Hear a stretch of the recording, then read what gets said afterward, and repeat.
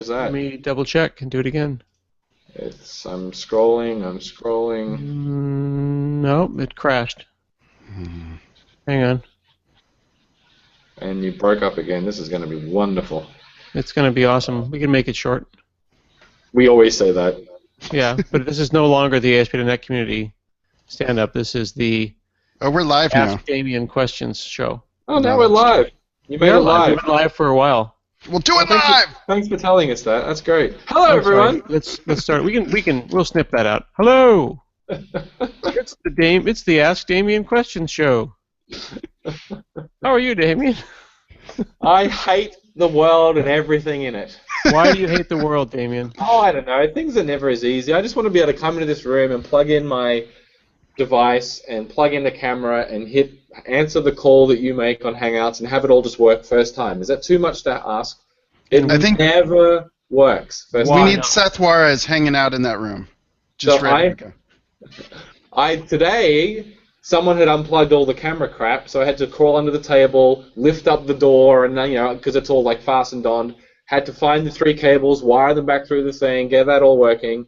Then I connected up my Surface for everything, and then I joined the call, and then I couldn't see you guys, and there'd be no audio. So after 3 times, I gave up and started to reboot, and then it just stuck rebooting, saying restarting for 5 minutes.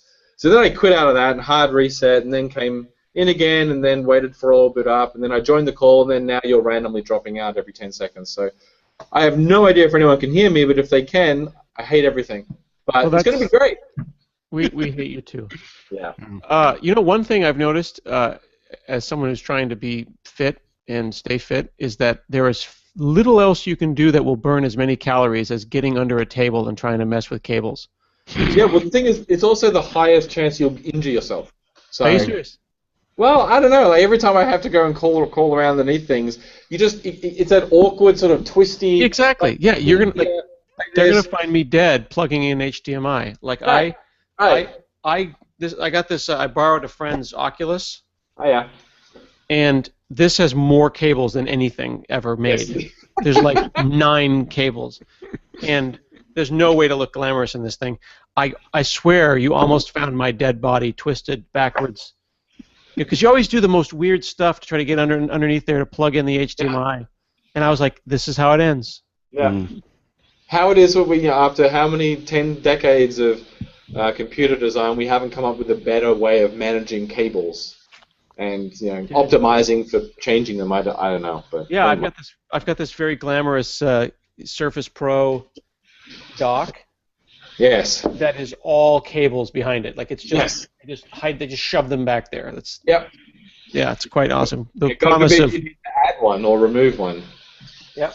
All right, let's actually while we still have internet, let's talk to Damien. So everyone hated my show last week. Yeah, dude, you suck. Well, what I was trying to do, you ungrateful people, was give you a backstage view at Connect, and I was literally sneaking around backstage at Connect videotaping without telling anybody, and I thought it would be a nice thing. Unfortunately, the promise of hopping from Wi-Fi SID to Wi-Fi SID, SSID rather, is like it's a lie. Like, it's never seamless, right? So every time I moved, it was potato quality. So I apologize on behalf of John Galloway. That last week's I thought it was great. I thought it was a lot of fun. That was a huge couch. It was enormous. No one saw it. It was just 4 pixels. So yeah. What's with the goatee here? We've got men with beards is what the show is called. It's all beards. I told you I worked on that mustache side. I need to have a mustache for QA purposes. I'm having a problem with the gray, and I'm a little disappointed, frankly, in your gray. I have like 2 grays. I bleach mine to look older and more mature. Excellent. It shows. All right, Damien. In other news, are we shipping? We shipped an RC. There were a couple of problems with it, so we're shipping another one. Like RC2 or the RC 1.1? Oh God, you're gonna hate me. I hate me. So are you serious? We're shipping RC 1.1? RC1 update 1. Oh, come on. Why? December I thought we refresh. weren't going to do that anymore. Just call it up RC 1.1. That's not allowed with Semver, so it would have to be RC1-1 if we did that. That's fine. I'm fine with that. Maybe we Yeah, should have it's- called this one final. Yeah, well, don't get me started on that. There are reasons. As always, there are always reasons. As you but so this- eloquently stated during the MVP Summit, it's people rock up and say, you guys suck at naming. Why don't you just do this? Because we thought of that and 47 other things, and there are reasons why we can't do all of them. So Because the one we reasons. landed on is U1 or Update 1 because reasons.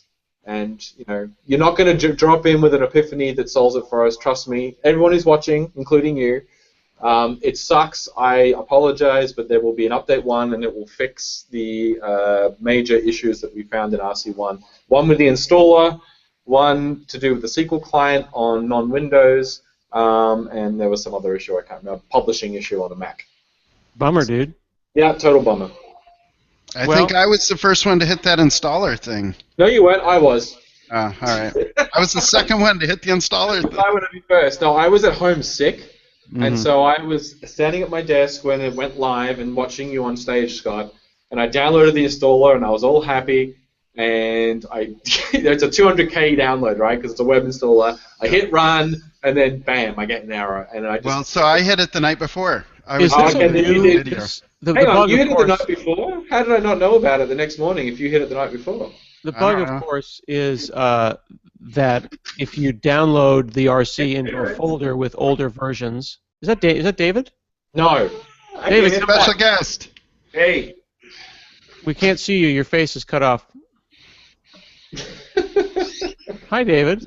Hey, People requested you to come more on the show last week. I heard. So I'm here now. On the ground. Why are you wearing a coat? It's cold. Let me go take this off. Cold? No one would ever guess this isn't like scripted and highly produced. Yeah, we don't have enough of given- the extras given- walking back and forth. It's almost like a mockumentary at this point, isn't it? It really is. Also, the fact that you're 4 frames a second right now is pretty sweet. Ah, come on! Like I'm plugged into the network and everything. Yeah. You didn't pay our internet bill, apparently. Plugged into the network at the hotel, apparently. Oh, with the internet here is terrible apparently today, so we are at 4 frames a second. That's all right. alright. So, So we David. released it last week. Sorry. Oh, I'm sorry. I was just going to ask David about RC1 Update 6 if that was coming out soon. Yeah, next week. Excellent. Update 7, week after that. Yeah. I got a new Mac, by the way. Is that Remarkably like the old man. Can you tell? It's brand new. it's like what? Is that a mini Mac or what is that called? MacBook Air? Pro Air. Pro Air? I thought that was a Nike brand. Yeah. This is a. I thought you had a big Pro. No. Pro 13. 13. That's a 13 or 11 right there. That's a little. 13. There's no Pro That's 11. 11. I want to get a Surface Book. Forget you, Mac people. Yeah, Taylor got his Surface Book last night. He did? Is it good? He likes it. For himself, or did he get it because of For a himself, hardware he bought, refresh? he bought it himself. Yeah. I'm up for a refresh. I want to get one. Yeah, good luck with getting stock. Yeah. I was bragging before the call. A $100 purchase that I got, I'm so excited about, is a battery that will charge my laptop on an airplane. That's a big deal. Oh. How big is that battery? That has to. Is it like a car battery? 23,000 milliamp hours. It's 1.3 pounds. Yeah, 23,000 milliamp hours. It's awesome. That's fantastic. Yeah. I'm very happy for you. Me too. He might get 3 hours out of his Surface now. All right. Oh dear. Update- So I update- apologize for the impending disaster of an update 1 to RC, but we thought that was better than making everyone wait until RC2, because RC2 will not be until February next year. Bummer, dude. Well, Yeah. you got to do what you got to do. Yeah, and we should talk about RC2 because one of the biggest things, you demoed this last week was the .NET CLI, which is what it's called right now because we don't have a better name for it right now. I'm not sure whether it'll eventually ship under that name, but that's what the name we're using to talk about it. So RC2 of ASP.NET 5 will be re-platformed on top of the .NET CLI, which means DNX and DNU go away. All the functionality of DNX and DNU will be absorbed into the new .NET CLI, DOTNET. Now, it is actually a lot of the same code, and like the same people are working on it. So David's working on it, Andrew from the ASP.NET team is working on it, a couple other people here, and the .NET team are working on this new thing all at the same time together, and now it's open source. The community can work on it as well. But obviously, we are working at a fairly breakneck speed on this thing because we have to completely realign and re-implement. Well, not re-implement, a lot of the code is shared, but we have to make sure we do it in a correct fashion for the layer that it now sits. When it was DNX, we could kind of get away with doing things that worked well for us and not for the greater .NET ecosystem. But as part of this effort, well, the reason it's good is that it'll be better factored and better layered for everyone, for the future of .NET, .NET Core cross-platform. So it feels to me that the most important part of what you just said is it better factored. This isn't just, you didn't just rename DNX to .NET and went on with your life. Absolutely not. It's a new thing. So .NET CLI has it's a what they call a driver. So it's a root level command, .NET, D-O-T-N-E-T, that has a set of second level commands that are known to it, like init and run and compile and pack and publish, and there's a couple others that are being thrown around right now. And then it has a composition model that lets you add further second level commands that may not be known to the .NET command out of the box. And so some of those might be something like watch, or, I don't know, help me out, what else would we add? Well, could you add like a CSS squisher or something like that? Or would that be a silly idea? No. So this is meant to be the .NET command line. So it's everything to do with writing .NET applications and compiling them when they're based on top of .NET Core. Right? The intent really is to build a cross-platform. .NET Core is the one that we're shipping this cross-platform. This is the command line experience for that. So it includes three things. There's an SDK, so a tool chain is probably a more accurate way of saying it. The tool chain is the .NET command and those top level or second level commands I talked about: compile, init, run, those type of things. Pack. Then there is a runtime, so that is a core CLR and a host that can boot the core CLR. Now that used to be DNX, right? DNX was a native exe that would boot a CLR, whether it was mono or, well, not mono boots itself, but etc., etc. So it's a core CLR and a host. And then thirdly, it is a set of packages. It's a BCL, or a set of APIs, I should more accurately say. It's a set of things you get by default that you don't have to explicitly reference, so that when you want to do a hello world, you don't have to pull in 47 packages to do it. Because that has been one of the side effects with moving all of .NET into packages, is getting started required you to not only get some packages, but get the right versions. And that's, frankly, that's not a great experience. So we're trying to make it so that you get a single cohesive thing, call it an SDK, which would compose of those, which would include those three things, or at least a default version of those three things, so you could get started. And then you can always swap in a new runtime, or you can swap in a new version of the standard library or the BCL, while always using that same set of core tools or tool chain. That's what we're building, and we're rebuilding the ASP.NET 5 experience on top of that. Now, your application, as it is right now, your ASP.NET 5 RC application will hardly change. In fact, if you pull down the .NET CLI now, you can run your ASP.NET 5 application with probably just a very small tweak to the project JSON. Yeah. So, like, and when RC2 comes out, the ideal case is to migrate from RC1 to RC2 in terms of the changes to your application.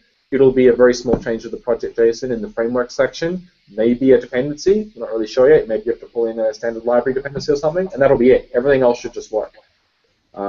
Should. That's the big thing. But that's what we're aiming for, is the point. So we want it to be a very seamless transition. And then the advantage is now we're using a nice cohesive cross-platform .NET story under the covers that works for everything. How come we didn't do this before? It seems like a really good idea. Just cause, like, I mean, like, in an ideal world, we would have done this a year ago. But we did this when we did it. So the teams at Microsoft don't always happen to work at the same pace or at the same time on the same thing, and sometimes that becomes obvious after they've shipped RTMs, and then we'll have a rationalization of things post various RTMs. We're actually lucky in a way that we're getting a chance to do this before we get to the RTM milestone for ASP.NET 5. But it would have been nice if we could have done it a year ago, but the planets just didn't align. So we got out in front with DNX, I guess you could say, in sort of driving .NET Core cross-platform. And now that the teams are sort of caught up and we're at a place where we can fully invest across the company, this is the right decision to make, I think. Well, one way of seeing it is that you kind of proved out a good use case, right? Like you proved a top use of DNX cross-platform, and this kind of shows this is something you could do with .NET in general cross-platform. Yeah, and if you look at the code base up at the .NET/CLI repo, don't be surprised if you were to compare them side by side with the DNS code base. There are large slabs of code that were copied across. I don't know how it was much confusing to have a lot of it. Yeah. It was confusing to have DNX and DNU. I never could figure out DNU versus DNX, and this will be better. Just have one thing. Yeah, I mean, didn't you name that guy? Didn't you name DNU? I know. I named DOT. That was always my plan. I think you were there, and you were like, DNU is a good name. Only because you told me I couldn't have .NET, we ended up having. So the point is that we've landed in the right place, I think. We agree with that. Yeah, and we did it before RTM. It's unfortunate it's happening as part of the RC. Like, in ideal world, I would have loved to have gotten this change happen before RC, but it was just too late. So I apologize again. But we're going to get there by RTM in a good place. And nothing stops at RTM. Like, right. Like we keep going. Like, there's going to be a 1.1 and a 2 RTM and all the rest of it. So we're in this for the long haul. So a question here is this is up from the Q&A section. What was the super secret thing we weren't able to talk about last week and the week before? That's the .NET CLI, yeah. Right, that is that. When I first being able to go -- native. And the native thing was like the super secret thing. And that's the goal there is to enable it on other project types. So the goal eventually is to support native everywhere. Yeah. There is technically no reason we can't make really anything work compiled to native. It's just hard. It's just more work, right? Yeah. So I think the goal for the sort of our RTM timeline, like ASP.NET 5 RTM, in terms of .NET Native with the .NET CLI, you will not be able to native compile an ASP.NET 5 application come March next year when we RTM. It's just that's not going to happen. Now that said, maybe you could craft an ASP.NET 5 application that doesn't use a lot of features, like Razor and DI. And anything that does reflection and reflection. If you were to not use any of those things and then hack a few things together, you could probably compile your ASP.NET 5 app to native. Sacrifice a good. And then the intent is over time, as we have more time to do work, we will solve the issues that we have with making some of those things native compilable. And I hope very much that not too far from now, one day you'll be able to take file new ASP.NET 5 in Visual Studio, run it with Core CLR with JIT, just like you do today, and then push a button that says compile harder for Linux, and it gives you a native binary executable for Linux that's 25 megabytes and is your entire application calls, dependencies, statically linked. I certainly hope that day will come. I can't tell you when because there's a lot of problems we have to solve, but that is the intent. A question here. Alex wants to know, how is it possible that the installer bug was not found beforehand? Yeah. I mean, the issue is that if you download the web installer, the tiny installer, into a temporary folder, your downloads folder, where you had previously done other installers, it's a chainer, and it was a dumb chainer at that point. It would go and say, oh, you already downloaded that. I would have expected I can try and give you reasons, but it'll feel disingenuous because I asked the exact same questions internally, but with more swearing. And so I would feel a little, if I sit here and say, well, it's because we don't, the reality is we mucked it up, right? We messed it up. Like, we should have caught it. We just should have caught that. The reality is that pardon? Do we own the chainer? The chainer was done late. Like, this was the first release we had done the chainer. We had been working on the chainer for a while, but the decision to go with a web-based installer only was fairly late, and the end-to-end testing that was done with that didn't include downloading the installer from a website and didn't include downloading it from a website on a machine that had previously downloaded the MSIs. Right? So, like, if you think about the verification that you would do, there were people who created VMs, grabbed the installer from a network share, and then ran it. And that then downloaded stuff from the web, like from an Azure Blob Storage place, and verified that. but no one happened to verify the situation that actually causes the error for most people, which is you download it in your downloads folder and you try and run it. Okay. It was a test hole. So, an embarrassing one. Let's bang through some questions. Is that okay? Absolutely. That's what we're here for, right? It sounds like RC2 is a bit of a major foundational change.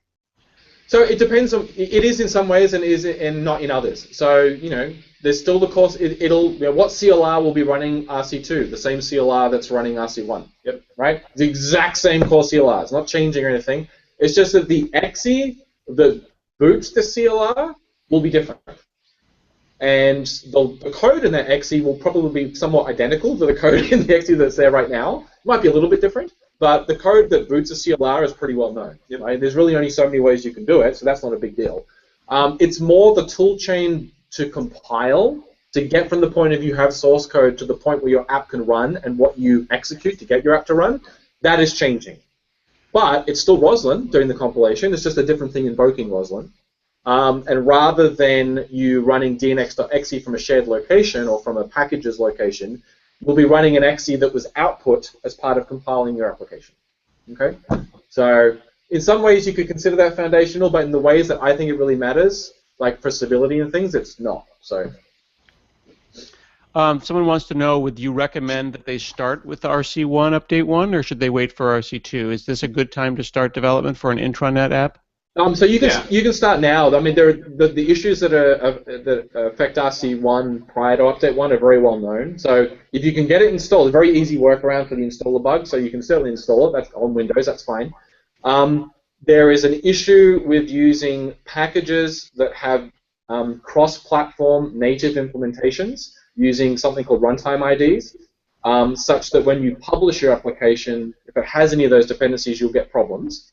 SQL Client is the big one that affects people right now. I think there's a workaround for that, but it's not a nice one. Bad. You have to manually copy stuff into places. So you can work around that, but it's not great. That's getting fixed. And then I think there's a publish issue with OS X or something that we found as well that we're fixing. Mm-hmm. Yeah. So if you don't need to do any of those things, or you're happy to work around the first two things, you can use RC1 as it is. If you're only on Windows, you can just use RC1 as it is, just work around the installer issue. Otherwise, wait till next week and then we ship Update 1. The Update 1, is it just the tooling, or is it both? No, so it's actually very targeted. It's the installer, so the Windows installer, to be clear, the Windows chainer. It is a change to the DNX because that's what contains D and U. So we had to fix publish to fix the runtime ID problem. And the Mac thing, I have no idea where we fixed that. Where was that? Is that publish as well? DNX. DNX as well. Yeah. So it's a new DNX and it's a new installer. So we should just run it again. Yes. If you're on Windows, you've already got RC1. The next week's RC1 Update 1 comes out. Just run the installer again. All right. Cool. How do you ask questions? Is it only on Google Hangout? People ask questions on here. Yeah. Oh, if they ask on Twitter, we can do that. Okay. Any plans to be able to use IIS rather than IIS Express for dev without having to publish to IIS? You have strong feelings about this, don't you, Dave? What? So yes, there are plans. Yes. It's difficult to I mean, we have to do that work. We have a lot of people who want that stuff. It's never been a nice experience, and I think some of us are kind of looking at the work we have to do to make full IIS work with the new stack and are lamenting the fact that we can't improve the experience at the same time. We're basically going to do all this work to make full IIS work, and the experience will suck just as much as it always has. So you'll have to run as full admin. You won't be able to change environment variables. Like it's going to be some caveats in using full IIS. It'll suck, but it'll have parity with the current system. It'll suck as much as the current system. So then the answer is there is plans. Oh, definitely there are plans. I'm just being very upfront about why we haven't done it yet. Because you never liked the way it worked before. We never really liked the way it worked, but the harsh reality is the IIS app hosting model doesn't really afford us any ability to change that particularly well. And there are some differences in the new app model that may make it suck a little worse. Yeah. I mean, when I say suck, it's like a file may change if you click on something in VS to say run as core CLR, we may have to change your work.config file. Right. It's stuff like that. So. But I think people are wondering, though, like, well, then I think that I'm putting words in David's mouth, and he's probably like, well, why does anyone need to do that ever then? Yeah. Why? But. Yeah. I mean, the reality that'd be interesting. Send us your legitimate reasons why this is important to you. That would help. Send me those. Yeah, I mean, Email we me. have asked those questions. Yeah, email me why you think that's so important that you need to run in full IIS at development time. And The I general will answer I compile them. get is that because I ran into something that was different in IIS Express, and now and so to avoid that, I always run full IIS now. But like what? After IIS Express has been pretty tight for a couple of years. No, but there are some differences. Yeah. So you can't change stuff in the app hosting model in IIS Express. IIS Express runs as you, doesn't run as an app pool account. Right. Which is very advantageous for doing development. For by dev the is way, great. it's great, Mm-hmm. but it means you're not testing your app in the conditions that it'll run under. So Gentleman wants to know when ASP.NET and .NET Core will be equally as powerful and have all the features as the .NET Framework. Never. It'll never have all the features never. of .NET Framework because .NET Framework has features that are Windows specific. Right. That answer is exactly. too generic. Like The maximum number of features it can have is the set of all features that work everywhere. Correct. So you will never be able to call Win32 APIs everywhere via .NET Core because you can't. Yeah, you can. You can p-invoke. You just can't. I'm trying to make an example. Like system.drawing doesn't work because it calls Win32. Therefore, it'll be a cross-platform system.drawing. WPF will not be there. WCF server will very unlikely to be there. WinForms, system web will not be there. Componentable stuff. Here's a horrible question from Alan. Alan Lindquist is always asking horrible, horrible questions. I'm just going to look at Alan right now. Alan wants to know, how much work would it really be to make this run on OSs like XP? It could be a pull request. Alan, you have been given your task. Please So I'm gonna palm that one off and say that we rely on things that don't run on XP, like .NET. So the .NET framework. What do you mean? Like .NET Framework 4.0. Oh, .NET Framework 4. Okay. X 0.6, 5.2, whatever. Yeah. They don't run on XP. And so we have a minimum version dependency on those. Roslyn. But the core CLR, someone could make the core CLR run on XP. Yeah, knock yourself out. Have fun with that. But there are, you lose... I don't even know if you could, because... I wouldn't be Things surprised like if there's code in the framework. core CLR. If there's code in the core CLR when it comes to Windows, it now takes dependencies on things that were introduced in Vista. Yeah, but There were a lot of changes in Vista. But if they can port it, then awesome. If it runs Well, on you gotta port it, FreeBSD, I mean, if they port the thing to a freaking Raspberry Pi, I'm sure that they can make it No, work. I think it'll be things such that if you were to run on XP, you may lose some things. Not that everyone would care about those things, but yeah. You would port all the IOPIs and it works fine. I think it would be a fun... Okay. Fun? Chris, I think it would be a fun weekend. Fun? XP's out of support now, right? Anyway, so... Rob Sherrill says, thumbs down for XP, stay focused. Thank you. Hey, I'm not going to tell the community what they should or shouldn't do. Yeah. But don't waste your time doing an XP. Someone wants to If you want know... to.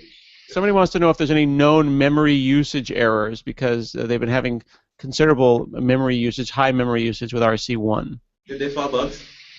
Yeah, Joel Carter, file bugs. So File them in GitHub issues. Yeah, none that I'm aware of. And give us a dump.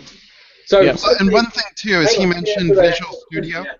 In VS specifically. hang on, is that in Visual Studio specifically? The gentleman said RC1 and VS, like it's kind of conflated the two. Okay. We need to So do if you get a Visual Studio bug, what people have told me is that you should use the send a smile / send a frown because that captures the Visual Studio state and the dump out of Visual Studio. Oh, nice. Yeah. So that's in Visual Studio up in the upper corner by your face or whatever if you're logged in, and you just click on the smiley thing. Mm-hmm. So. What about edit and continue? Are we going to get that back? Yep. All right, that was easy. How many people use it? I don't know. But they're working on it. Yes, Wow. so the answer to that one is yes. This is really great. It's good when the answers are yes. Code analysis and code metrics for ASP.NET 5 projects, please. That was coming too. Yes. Yeah, they're actually building that right now. Our Visual Studio Team Services build being developed for .NET and DNX. Don't they have a thing? I think that the assumption is, again, a yes. Yes, it is the intent that Visual Studio Online and Visual Team Services will just work fine with ASP.NET. Are they being worked on? Yes, absolutely. Yeah. ASP.NET is a server app. Mac is not a server OS. The support for Mac, is it only developer time support? Yes, only developer. So you don't go to production on a Mac. Yes, we support OS X for development purposes only. All right, good questions. Good That's a questions. great idea though, because it's a Unixy system, right? So you develop on a Mac and deploy to Linux or Right. Well, and it's what the rest of the world does. Right. You know. Do they have Mac servers that people deployed it? They used to. They don't anymore. Cool. Okay. Person wants to know, they've noticed that there are build badges for FreeBSD on Core CLR, but there's no docs that mention anything about FreeBSD. What's the status of FreeBSD? FreeBSD was done as a community port for Core CLR. My understanding is it's not supported by Microsoft. It was primarily organized by the community, and Microsoft kind of helped where necessary, but really it was an effort by the community to do that. I don't think... My understanding is we don't have an official support story for FreeBSD, so you can't call Microsoft support saying I got my Core CLR app running on FreeBSD and this thing doesn't work. It is like any other open source thing. If there's an open source port of .NET Core to FreeBSD, which there is, and all that code got contributed back into the main repo, if you have an issue with that code, you log an issue on the repo. Right. And if I'm wrong, then the .NET team will strike me down and tell me that. Excellent. Here's a good question. I'm afraid I asked for the question and I got the answer. We run a code base that has 47 websites Yep. running in the same app pool. Hang on. To save on memory usage. This is my face. Yeah. How does that translate if we do not use IIS? Now, I know it's easy to say, so I'll say it. Memory's cheap. Buy some. One of those websites could take down the app pool. Like, that just seems like a bad idea. Yeah. Period. Like, I run 17, 18 websites, all different app pools. Like, app pools are important, useful constructs. It is not a good idea to run things in the same app pool. If one of those things has a security issue, there's 50 to be clear, running things in the same app pool is perfectly fine if they're trusted. Like, that's what they're intended for. If they're trusted. Which it will be. This is one app. Well, he says he's got 47 websites, so I'm assuming that this is like a, what's the word, a multi-tenant situation. If it's multi-tenant, that's a different thing. But I'm guessing this is more an example of, I mean, I've worked on systems like this in the past, where a very large web application is actually lots of smaller applications that fit together in one logical unit. And you use the features of IIS with sub-vitos and sub-apps, and you share config and blah, blah, blah, tokens flow across and all that type of rubbish. And you run them all in one app pool, so there's only one process running the entire thing. And in the old days, you get a separate app domain for each of those. And I mean, the memory overhead you would save on is that you would get one copy of System Web loaded into the process. What's that, 6 megabytes or something? Nothing else is shared. Not much else is shared, because app domains have their own static state, and you're not really sharing much there. But the overhead of booting the CLR and loading the shared assemblies, the ones that are GACT and strong named, which is everything in the BCL, yeah, that was a significant saving back in the day. Generally, when we talk to our customers today, that has become, I think over the last 5 to 6 years, that's become less of a concern. People are less concerned about the memory savings features of app pools and more concerned about like isolation and speed to start and containerization and deployment, all those type of things. So I mean, the short answer is there isn't really a model that maps directly to that particular feature of how IIS does and System Web did app hosting. Like we really don't have a feature like that. Our app boundary is a process. Yeah. And if you're hosting in IIS, the process the boundary that correlates in IIS to a process is an app pool. Hence, you have to have different app pools to run different processes. That's just the way it works. Now, that said, you can have one app pool, use the HTTP platform handler to run 100 sites that all point to their own process. They could all be in the same app pool, so they're all launched by the same W3WP, but you still get a process for every instance of DNX, right? Because we're a process-based hosting model now. So. Any news on ASP.NET 5 on WinIoT? News is it works. Pavel got it working again last week. Kestrel now works as well, I'm told. I spoke to someone just yesterday about getting the article that I wrote back in the Beta 6 timeline updated with more recent instructions to get it work. I haven't run it since I did that article, and we changed a bunch of stuff, like how we load native assemblies. We now compile our own libUV, which means we can compile it for ARM on Windows, which we do. And so more should work than it used to, but you may need to do some things slightly differently to what were in the article. But there's actually something coming up that John's going to talk about, I think, that is somewhat related in that people are cobbling together ASP.NET 5 running in places that we never dreamed of. And so this is actually the ones that we've actually done work to support, so it should be a little bit easier than getting some of the other places to work. Mm-hmm. Okay. There's a question on perf. Where is the Kestrel perf at now? So we hit 691 yesterday, 691,000 requests per second for plain text pipelined. We have a PR out now. It says 698.7370. Oh, was it? Okay. 698.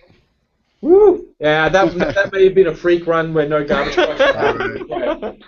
So there's a PR out right now that is an aggregate of a bunch of different PRs, again from Ben, of course, who else, that takes us up to 750 something. So we blast through the 700K barrier. Right now, his big focus has been on reducing allocations because we were spending an awful lot of time in garbage collection. So the less allocations we can do, the less time we spend garbage collecting, the more CPU we have to serve requests.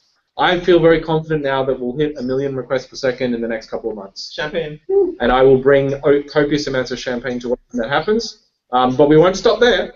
I also have been adding a lot more scenarios to the benchmarks repo. So just the last couple of days, I've added the single query database, multiple queries, and the fortunes test from the Tech and Power benchmarks, and I've done them all using raw ADO.NET, Entity Framework 7, and Dapper. So we've got a nice comparison across those three data access stuff. And we plan to add there's a database update benchmark we have to add, and then we're going to add some more specific benchmarks for MVC into the same repo as well. I also plan on adding another project to that repo, which is all the same things implemented on ASP.NET 4, so that we can get a comparison. Because some people, want to understand where we've come from, and while I've done the plain text, I haven't done any of the other stuff on the old stack. So it'd be nice to know what impact all the focus we're putting on the real core is having for the rest of the stack. So. Cool. I just ran through these 2 weeks ago in London, and I did the benchmark for Node, web forms, and just the plain text ones, and MVC or ASP5, and it was fun. I mean, I just used AB, and big disclaimer, it's not scientific, but it was pretty cool to see. Ran them a few times, and so it's good stuff. It's good. Is there a way to run apps in IIS using basic auth? You could configure. You can configure. IIS to do basic auth, just like you could Windows auth. What you won't get is you won't get detail. Well, how does it forward that to our? Will it flow through? I mean, would you put in like an old style managed module? It's not a Windows principle, right? Oh, it is actually. I mean, it is. It actually is. It is actually a Windows principle. Isn't it a generic principle? No, basic auth in IIS still actually authenticates against the Windows. Yeah, you can. Like, there's no user database, right? Yeah, you can't pass in the user password. Like, you can't do basic auth in IIS and give it a text file of usernames and passwords, right? It's basic auth against Windows accounts, and so you still have a Windows principle that results. But you can hard code usernames and passwords. In system web, not in IIS. You can't do it in IIS. Not in IIS. Okay. Yeah. As far as I know, at least. That's my understanding. Try it. Whenever I ask Barry about the basic auth, he always gives me the stink eye. Yeah, no one should be using basic auth like ever. Well. No. Yeah. Okay. Really easy though. Every stack has one. It does. But it's there. It is like HTTPS in your mind. The pimple of web auth. Then write your own middleware. Then your basic auth. We have it in a sample somewhere in our security. Don't write your own auth ever. For a start, ever. Okay. All right, let's see if we can get through these. We've still got a pile of questions. Okay, they're pretty good too. Larry is being very kind. Who came in a minute ago with the IIS comment? Yeah. He says, "What about overlapped recycling on IIS? How does that translate if something crashes? Like, who's monitoring? That's the HTTP platform handler, right? HTTP platform handler. So to be clear, if you're running an IIS behind the HTTP platform handler, you still get all that benefit. And we're still getting updates done to the HTTP platform handler to better handle those exact situations where the process has to shut down and then a new one starts up, and you want to hand off requests between them. Mhm. We're doing all that work. As it is right now, it'll monitor the process. If the process crashes, it'll start again, all that type of stuff. Just out of curiosity, Damien, your computer has been potato quality for the last 20 minutes. Is your task manager just, defragging? Or what's going on? It's pretty bad. It's crazy bad. CPU? Yeah, it's all CPU, but it's all Chrome. Like it's all everything. Chrome. It's running the call. Nothing you can torch. No. Okay. Try torching Task Manager. Yeah, I could touch Task Manager. Yeah. That's here's good. a They look like question. pixel art. Here's a question I think I can answer. I see that Kestrel runs on libuv as Node does. Are there comparison benchmarks between Node and ASP.NET 5? Yes. Yes, they're in the benchmarks repo, and we smoke it, ASP.NET/benchmarks. and we destroy it. Yes, and we beat them. Yeah. When we publish an ASP.NET 5 web app to Azure Web Apps, how do we know what version of IIS we are targeting? Of IIS? Yeah. Why does that matter?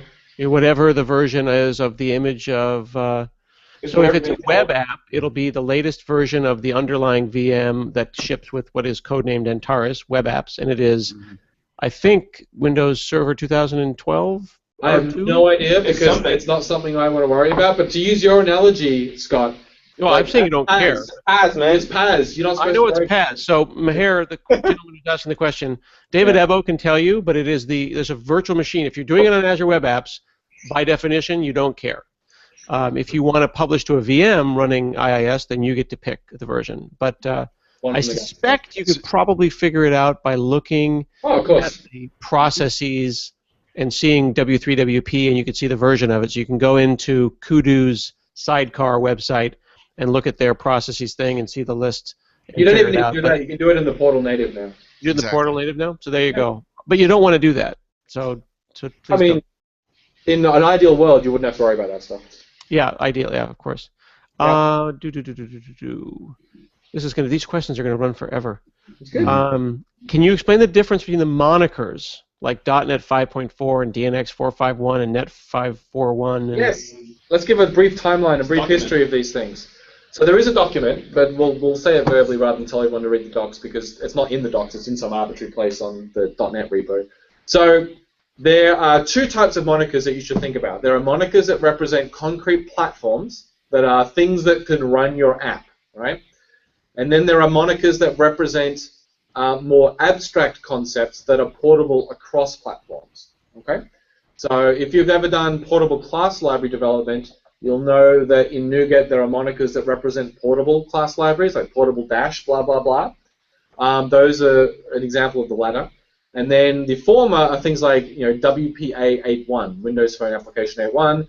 DNX 451 was an example of a platform moniker. It was my apps running on DNX targeting .NET 451. DNX Core 50 was another platform-specific moniker. It ran on DNX when targeting .NET Core. And now we have some new monikers to clean up some of this mess that we made as a result of doing what we've done the last couple of years. So we have a new, basically a new portable moniker, which is this Net Standard moniker. The working name for that was DOT-NET 5 blah blah blah. So if you've seen .NET 5.4, which I think we actually have in our own packages right now, that was the moniker we used before we decided to call it Net Standard 1.3 and 1.4. So those are synonymous. They mean the exact same thing, it's just a different name. And the .NET moniker will be phased out from its current meaning and will be replaced with the Net Standard moniker when we finally agree and we implement that. And I very much expect that we will see new platform-specific monikers appear to represent running on the .NET CLI. We haven't figured that out yet, frankly, but I expect you'll see a replacement for DNX Core 50 and DNX 4X that represent, I am an app that runs on the .NET CLI, hence, here's the DLL you use when you do that. And I am targetable, right? So that's what it means. Now, there is a document up on GitHub that goes into great length about all these concepts, defines what they are, gives a bunch of examples, a little bit of history, and it's at GitHub/DOTNET/CoreFX, and then if you go into the it's a documentation folder. Yep. In the documentation folder, there's a Docs. thing called Net Standard, I think, or Platform Standard. Yep. .md or something. So you can find it in there. So when can people start adopting Net Standard 5 for their libraries? When we tell them they can. Not yet. Nothing loads it yet. I mean, the latest by when we release RTM. It'll be sometime before that, but the latest will be at that time. For now, they can start using the DOT NET monikers, because we'll continue to support those while we bridge into the new world. And we know libraries are already starting to do that. So. All right. NuGet packages that use a DNX sometimes appear with dependencies like system.io with the .NET 4.5.1 moniker, and those will fail, saying the package cannot be found in the GAC. Whose fault is that? Is that the package author's fault? It's a bunch of complicated things that didn't happen before DNS was existing. I want to say that it'll be fixed with the CLA automatically for you, but today that shouldn't be in the package itself. So it is the package author's fault, and there's a way to work around it, but it's super unclear as to what you should do to make it. And it is our intent to have docs on this. When it all calms down, these kind of questions should be answerable at docs.asp.net. .net. .net, the docs at .net. Where is that going to end up being? Don't know yet. They're planning on doing a similar docs effort to what we've done for docs.asp.net, is my understanding. Cool. And so we don't have a site or anything yet, but that is the idea. What is our preferred web server for ASP.NET on Linux? Are we using Kestrel, or fronting it with putting Apache and then Kestrel, or Nginx? Kestrel with Nginx in front. Okay, so Nginx and Kestrel. Yep. Do we have that documented out on how to hook up Nginx with Kestrel? Well, now your internet's gone to heck, John. Yeah, so we do have a document. Simple request. No, we have a document. We didn't want to publish it until we proved it with some more people, because we don't have an awful lot of experience setting up Linux machines in production, running our stuff. So we wrote a document based on what we've done. We wanted to share it with some people, get some feedback before we make it more widely available. So we're still in the process of doing that. But the reality is, find any document that talks about how to run Node behind Nginx, and then just replace node.exe with dnx.exe. Okay. That will get you a long way there. Yeah, someone was asking if we owned the dot.net domain. I wish. We do not. We'll make a GoFundMe for us to buy that. I actually made a bid on it last week. Did you really? Yeah, I lost because I only bid $199. They very kindly informed me that it will be going for quite a lot more than that. Alan says he's seen some issues or pull requests around changing how ASP.NET does the hosting with iServer and iServer Factory. Is that changing at all? Yes, it is. Are there firm plans that can be talked about? Talked about where, outside of the issues. Are you saying you don't want to talk about anything outside of issues if you can talk about it here? I mean, so there's a change going into the hosting model between the server and the and hosting, and the problem that we had before was hosting only understood the HTTP context, and we made a change in RC1 timeframe to push it down into the actual server itself. That kind of broke the layering, so we're trying to fix it in RC2 now. So that's kind of the gist of the change that we're making to make servers more dumb than they were before. Because we kind of had a blip where they were too smart and now they're being dumb again. Cool. And here's a last question, a bit of a troll. Has anyone ever wanted to rename .NET? .NET messed up my whole .org plan to take over the world, but I don't really. I like the name now. You have that passport thing, Microsoft .NET, was live at the same time we had .NET. But now we have a new passport. Yeah. New passport is the hello that works the website. There was a talk about calling it Microsoft Surface.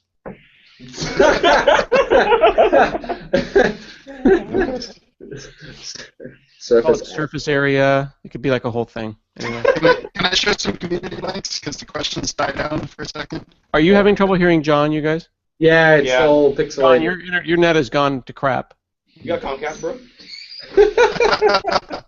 Here, why don't you share your screen, and I'll try to talk to it, because you're like in a jar.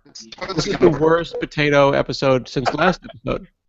right. We're just going to do it from home from now on, where we all have good. Well, John's at home and his internet's terrible. So Okay, look at that website; it's great. So this website, this is the one we've got to pound into people's brains. Yes. Get.asp.net. It's a great website. It's super fun. You can hit it on your iPhone if you want to, and see what it'll tell you. It gives That you. work? Yeah, it does work. It does I work. have my phone. So go to get.asp.net on any and all machines, and it'll give you the download that you need.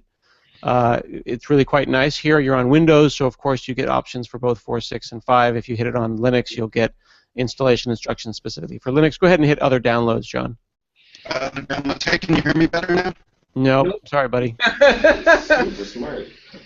So here you've got your command line installer. There's a PKG for OS X. It's lovely. Cannot be any easier to get all set up. And so this page will actually get better over time. So the idea is eventually this will have 3 rows.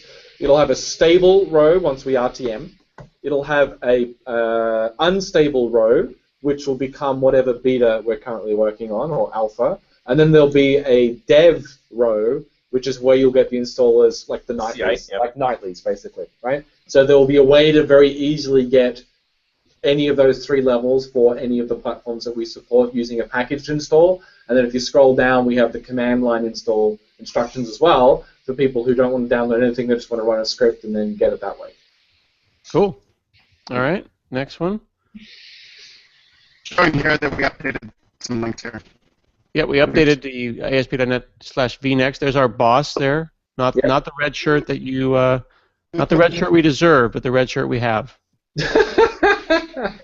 Now this is amazing. This is a bleeding edge or bleedingnedge.com, and this gentleman got Lego Mindstorms and DNX to play together. So he's actually got ASP.NET running on an EV3. This is amazing. I tweeted about this before. It's amazing because it's just an example of how you can put stuff where you never would expect it. No one ever thought that we would get ASP.NET running on something like this, you know. But when you realize that it's a little ARM-based machine and we got it running on Raspberry Pi, why not get it running on Lego? A lot of this is due to the fact that we're standing on the shoulders of the Mono giant here. Like, Mono does all the hard work. They really do. And then we just say, yeah, we'll run on Mono, and then anywhere Mono runs, we'll kind of run, you know. Yep, like, exactly.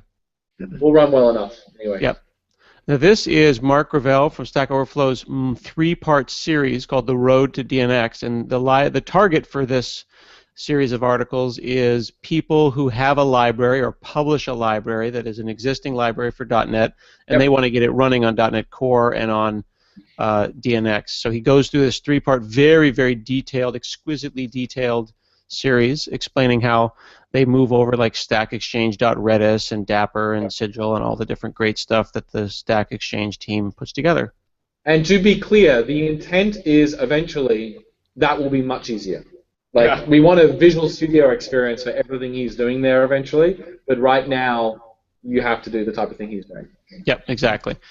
Sean Wildermuth, back from his trip around the world, has been doing webinars, and he had like 1,000 people come to an ASP.NET 5 webinar, and he recorded it.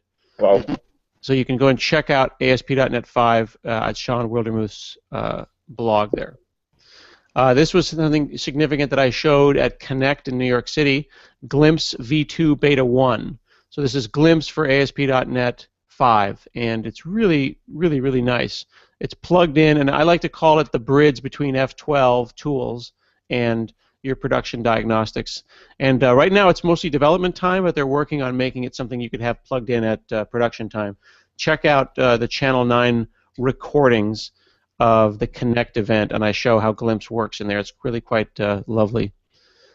Shane Boyer here is doing series on Angular 2, and he's basically made an ASP.NET 5 SPA template to say, what does ASP.NET 5 look like in a world that is Angular 2? He likes TypeScript, and he wanted to plug it all in and see how it works. David Paquette always has great stuff on his blog. This is an application called GenFoo. It's a library that is a sample data generator. So sometimes you don't want to fill up a database with fake data. You just want to make fake data. So here he's made a contact, and it creates fake but perfectly reasonable and realistic data. There was an app a while back, I think it was called Auto Data, that I blogged about. But this is great for unit testing, and it's great for putting together sample applications. When you're doing unit testing in ASP.NET 5, again, you don't necessarily always want to have a database. Maybe you'll have an in-memory database or a fake DB set. So this is an updated example with a products controller that has fake data behind it using an in-memory database specifically for the purposes of unit testing. This is Anthony Vanderhorn's GitHub, and he's got a bridge. This is probably, I don't know how I feel about this. This is a bridge between system.web's HTTP context and HTTP5's HTTP context. This is for the purposes of glimpse. I can see David is either wincing or has fallen asleep. I'm not Check out the issues. You're getting farther and farther down in your chair there. So Check out the issues, Scott. if with a discussion about this over the if week. there's some horrible reason that you might want to do this, then you've got that available to you. Again, David Paquette has got some tag helper samples up on GitHub. And More samples is very, very good. Yeah, he just updated them, so that's the thing. And encouraging people to check these out. These are good to contribute to. Yep. Your audio is garbage right now, It's John. just, yeah, like just don't, We love you. just don't talk. But it's just horrible. Not quite. Yeah. And then Rob Sherrill's bringing another question in about Entity Framework 6 and 7 versus ASP.NET 5. What runs on Linux? EF7 runs on Linux. EF6 does not run on Linux. Is that correct, guys? Yes. Correct. Yep. Yeah. There's mono, but Well, there's mono, but like .NET Core. Yeah, but EF7 on EF7 is it runs on Linux. There's now a SQL driver for Linux. You want to use it. That's what you need. Here's an interesting question from Christian Halang. Have you thought about bringing in third-party community collaborators to any of the GitHub repos like CoreFX has? I don't even know what he's referring to. adding people like Ben as a contributor to Kestrel instead of having him be. Does CoreFX have people that are actually contributors? I Or think one person maybe. collaborator or contributor? They're a different thing. Contributor. Oh, like actual like commit access. But you can access. No, I have not even entertained that idea. Yeah. It would be cool if we maybe. Not ruling it out. Not ruling it out at all. Kind of scary, but cool. Incredibly. Yeah, never really thought about it. We'll ask my boss. All right, cool. Not anytime soon, I think, is the answer. So that And was... that's not the community, that's us. We're not mature enough yet for that, I How think. long is this thing? How long is this show? Lord. About 3 hours. Is it done yet? I got stuff I got to do, man. I mean, like it's really, it's great. Like, so, community people, we love you and we love that you love this. But at the same time, this is like, somebody should go to expensivemeeting.com and because this is 4 people for like an hour and a half. Maybe it's just to just be Damien on his phone. Like, you don't need the rest of us. I could just walk around with the headset on all day. Maybe just call Damien's cell, 206. Because, we got to come up with a way to shorten these up. This is a stand-up. And to be fair, we never start them on time because there's always a problem, and then we usually crap around for 10 minutes while we laugh at each other. Yeah, I suppose. So, like, you're saying run it like a stand-up. if we wanted to be really tight, we could, but I think people enjoy the banter as much. Do you have cameos from like special guests that come in to host SNL? Are you going to keep coming? Because I think you're special. I might. We're going to get you here at the 10 o'clock ones. Depends on the feedback. 10 o'clock? Yeah. It would be lovely. Maybe you could look into getting Damien's laptop to work. Yeah. Impossible. It's Maybe we so should just bad. buy a dedicated laptop for this that works all the time. Ooh. A Mac top? I forgot to tell you guys something. Hang on. What? What? It's the Lego set of The Big Bang Theory. I'm sorry, but It's amazing. Where's Penny? I just Penny think is- this doesn't gel with me. Penny is right. Hang on. Penny's right here. That's Penny. Yeah. It's good. You guys suck. If there was one IT crowd, I would get excited. I don't watch it. I watch it on Why am I watching myself right now? If you want, you could because I clicked on John. John is testing his bandwidth.